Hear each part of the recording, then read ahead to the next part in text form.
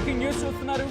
Railway Koduru Janasena MLA అరవ శ్రీధర్ కీచక పర్వం గురించి మాట్లాడుకుంటున్న సందర్భం. ఫేస్బుక్ పరిచయం ఆసరాగా మహిళా ఉద్యోగికి వేధింపులకు దిగినట్టుగా తెలుస్తోంది. మహిళను బెదిరిస్తూ ఏడాదిన్నరగా అత్యాచారానికి పాల్పడినట్టుగా ప్రస్తుతం చర్చ చూడందుకుంది.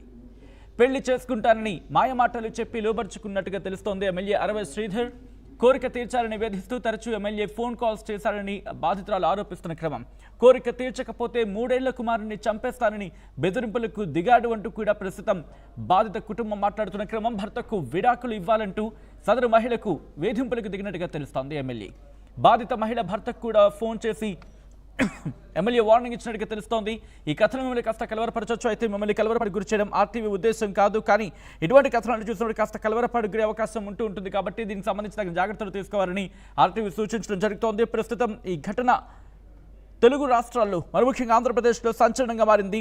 ప్రస్తుతం దీని మీద తీవ్రమైన చర్చ జరుగుతోంది. ఒక ఎమ్మెల్యే అయ్యుండి ఇలా చేయడం ఎంతవరకు సమంజసం అనే యొక్క ప్రశ్న తలెత్తుతోంది. దానికి సంబంధించిన బ్రేకింగ్ న్యూస్ చూస్తున్నారు. మరీ ముఖ్యంగా ఈ ఘటనకు సంబంధించి ఎలా బయటకు వచ్చింది, ఎప్పుడు వెలుగులోకి వచ్చింది, ఆ కుటుంబం ఏమంటోంది, అసలు ఇంతకీ ఏం జరిగింది, డీటెయిల్గా మాట్లాడుకుందాం. మా ప్రతినిధి and AP input editor Krishnamohan updates అందించేందుకు సిద్ధంగా ఉన్నారు. కృష్ణమోహన్, అసలు ఇంతకీ ఏం జరిగింది, ఎప్పుడు ఈ విషయం బయటకు వచ్చింది? ఆల్ రైట్ కృష్ణమోహన్, మీ దగ్గరికి వచ్చే ప్రయత్నం చేస్తాను. బట్ అంతకన్నా ముందు ఈ ఘటనకు సంబంధించి ఆ వీడియో మీరు చూడడం జరుగుతోంది. కాస్త కొంత పోర్షన్ కట్ చేయడం జరిగింది. బట్ ఆ విజువల్ మీరు చూడొచ్చు. ఒకసారి ఎక్స్క్లూజివ్ విజువల్స్ మీరు చూస్తున్నారు ఆర్టీవీ స్క్రీన్. ఒకసారి ఆ విజువల్ చూద్దాం.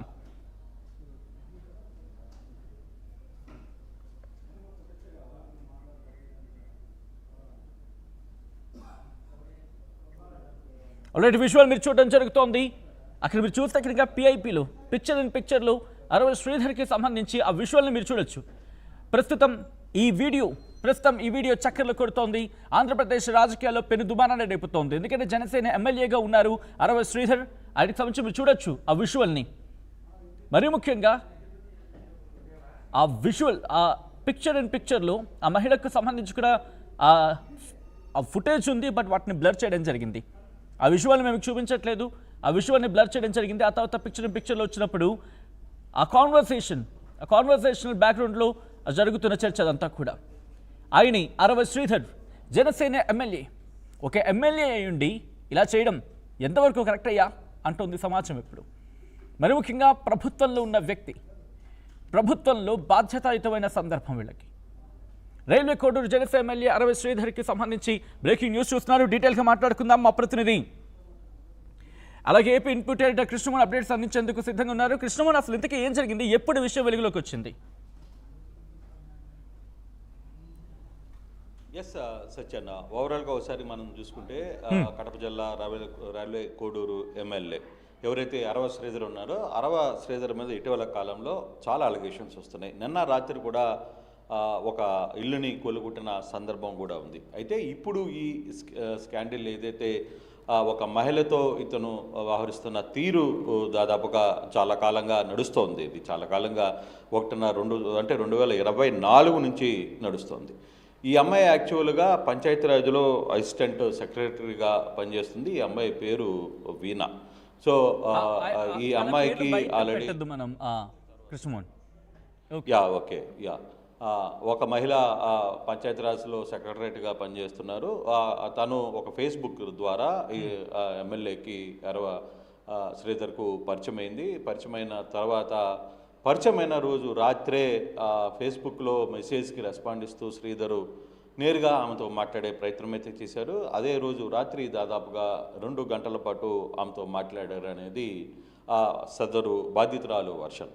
ఆ రోజు నుంచి పరిచయం 2-3 సార్లు ఫోన్లలో పరిచయం అవుతున్నప్పుడు ఒకరోజు నేరుగా తనని కారులో ఎక్కించుకుని తన ఇంటి దగ్గరికి వచ్చి కారులో ఎక్కించుకొని ఎమ్మెల్యే టువర్డ్స్ కడపకి వెళ్తామని చెప్పి బయలుదేరుతూ బద్వేల్ సమీపంలోని కొంత ఫారెస్ట్ ఏరియాలో కారుని ఆపి అక్కడ తన మీద అత్యాచారం చేశారు అనేది బాధితురాలు కంప్లైంట్. ఆమె ఈ విధంగా జరిగిన తర్వాత ఆ రోజు కూడా తను ఒప్పుకోలేదు. యాక్చువల్గా తను ఒప్పుకోని నేపథ్యంలో ఆమె చాలా గట్టిగా రిఫ్యూజ్ చేసిన తర్వాత అక్కడ తనను కొట్టాడు. నన్ను కొట్టి మరీ ఆ కారులోనే తన మీద అత్యాచార యత్నం చేశారు అనేది ఆమె చెప్తోంది, ఆమె కాదనిక. సో ఆ తర్వాత జరిగిన సందర్భంలో ఒకరికొకరు దగ్గరయ్యారు, వరుసగా తమను బెదిరించి తను వాడుకోవడం మొదలుపెట్టాడు. ఒకసారి కానీ తను కానీ రెస్పాండ్ చేయకపోతే తన భర్తకి ఫోన్ చేసి నేరుగా రెస్పాండ్ కావడంతో తన భర్త ఆ విషయాన్ని తెలిసి తను నిలదీశారు. భర్త కూడా నన్ను వీడి వెళ్ళిపోయాడు అని చెప్పి, అంటే వేరువేరుగా వెళ్ళిపోవడం, అంటే ఇష్యూ ఇంట్లో కూడా ఫ్యామిలీకి కూడా తెలిసిపోయింది. ఆ అమ్మాయి భర్తకు వాళ్ళ తరఫున బంధువులు కూడా తెలిసిన తర్వాత వాళ్ళు కొంచెం ఈ అమ్మాయిని దూరం పెట్టడం మొదలుపెట్టారు. అయినా కూడా ఇతను కంప్లీట్గా కూడా తనను వేధించేవాడు, తను కొట్టి మరీ తన కోరికను తీర్చుకునే ప్రయత్నం చేసేవాడు అనేది బాధితురాలు వర్షన్. ఆ బాధితురాలు చెప్తున్న ప్రకారం ఆమె వర్షన్లో ఇలాగ జరగకపోతే, ఇది కానీ ఇంకా ముందుకు రాకపోతే ఖచ్చితంగా ఈ అందరికీ చెప్తాను, రెండవది ఏంటి, నీ బిడ్డను కూడా చంపేస్తాను, నువ్వు భర్తని విడాకులు తీసుకో, మన ఇద్దరం పెళ్లి చేసుకుందామన్నారు. తర్వాత ఆ వర్షం తర్వాత మళ్ళీ భార్యకి ఎవరైతే బాధితురాలు ఉందో బాధితురాలను కూడా దూరం చేయడం మొదలుపెట్టాడు. తర్వాత నువ్వు నేను చెప్పినప్పుడు రాకపోతే ఖచ్చితంగా నీ కుమారుని, అంటే చిన్నపిల్లవాడు కుమారుని కూడా చంపేస్తానని చెప్పి బెదిరించేవాడు అనేది అర్ధరాత్రుల పూట అపరాత్రుల పూట తనని ఇబ్బంది పెట్టేవాడు ఫోన్లు చేసి. కొన్ని వీడియోస్ కూడా బయటపెట్టిన పరిస్థితి మనం చూసాం.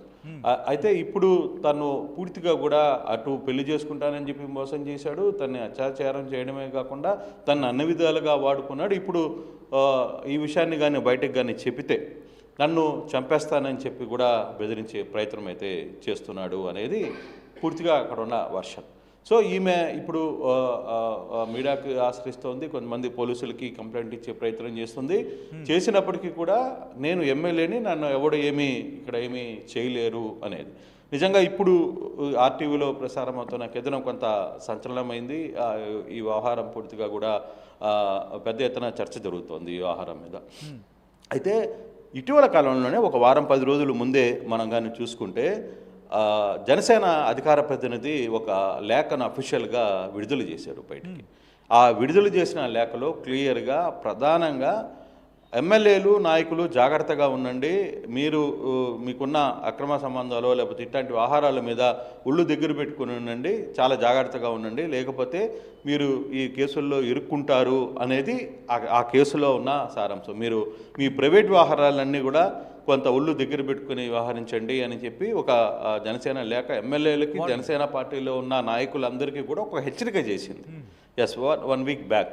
అంటే అప్పటికే ఈ బాధితురాలు ఆ పార్టీలో దగ్గరికి వెళ్ళి వాళ్ళకి సమాచారం కూడా చెప్పే ప్రయత్నం చేసింది.